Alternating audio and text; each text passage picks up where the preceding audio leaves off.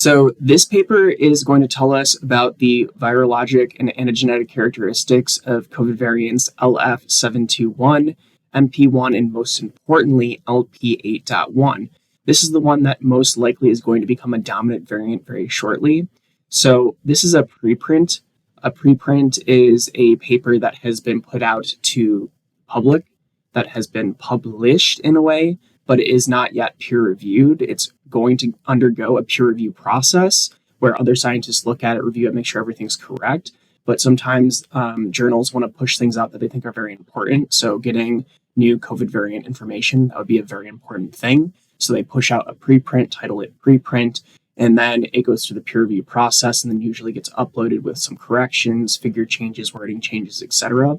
So always take a preprint with a grain of salt. But since this is important new information, we're going to go through it, assume it to be true, and then we will in the future come back when it has been fully published and see what has changed to make sure that everything is still accurate based on what we know. So this is sort of an iterative process. Now, going back to our recent history in our COVID variant landscape, we had KP3 that was dominant for a while. This was supplanted by KP3.1.1 and most recently XEC. However, scientists have identified several emerging lineages that could become problematic. These include LF721, MC10.1, NP1, and especially LP8.1. So if we look over to the CDCs here, we see that KP3.1.1 has worked its way out. Let's see if KP3 is on here. I am not seeing it. Oh, there it is. So KP3, this purple, is basically non-existent at this point. XEC has been increasing, where it's about 47% of all tested lineages at the current time, but LP8.1 has been growing very rapidly. See how it's been pretty much doubling for the past 2 reporting cycles.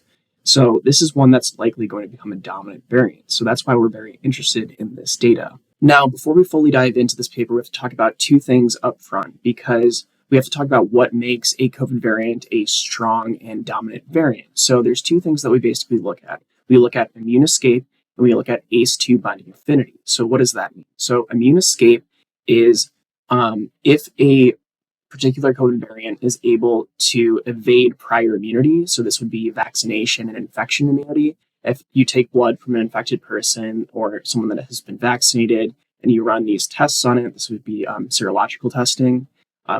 Basically a fancy blood test. So they would test the virus in that type of blood medium, which would have antibodies in it. And if it's able to not be neutralized, that would be a form of immune escape. It doesn't have a high degree of neutralization. Then it would be able to survive and evade the person's immune system. So that's one measurement. And then we have ACE2 binding affinity. This is how strong it adheres to a receptor between the spike protein and the ACE2 receptor in our bodies. So the tighter that bond is, the better it's going to be able to infect a person and cause issues and be able to replicate and do things like that. So the strength of that bond is one factor, and then the ability to evade immunity, that's what makes it a very strong variant, those 2 things predominantly. So now that we have a better appreciation of what makes a strong variant, let's start here in the paper with LF72.1. So it is significantly more immunoevasive than XEC, primarily due to a specific mutation here. However, it has a weak ACE2 binding affinity, which impacts its ability to be a strong variant, to be something that would be able to infect a lot of people. So if you're doing like an XY scale where you have immune escape this way and then ACE2 binding affinity this way, it would be very high here, but very low here. And to be a strong variant, we want very high on both ends. So alternatively, they found that LP8.1 showed basically comparable immune evasion to XEC, so it's able to escape prior immunity, but it also demonstrated a much more sufficient and superior ACE2 binding affinity. So LP8.1, not only is it high in the immune escape, it's also high in the binding affinity, so it's way over here. So this is why we think it's going to be a very dominant variant. And from what we're seeing from the CDC data, it's starting to appear like, yes, it is going to be a very dominant variant. Now, let's look at the figures real quick. So where do these variants come from? So you'll see that JN1 is sort of the big umbrella. And from this, we had KP3, which made KP3.1.1 as a subvariant. And then a subvariant of that is our MC clade. This consists of things like MC1, MC2, all the way up to MC10.1. So these are ones that are sort of working their way out. Over here, XEC is actually a recombinant lineage of I think it's KP2 and KP3. So that's why it's off to the side over here.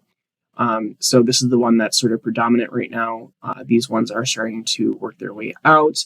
But then over here, we have another subvariant of JN1, which becomes KP1.1, which has a subvariant of that, which is LP8, another subvariant of that, which is LP8.1. So a bit of genetic drift this way. And then it's also pretty significantly different from XEC.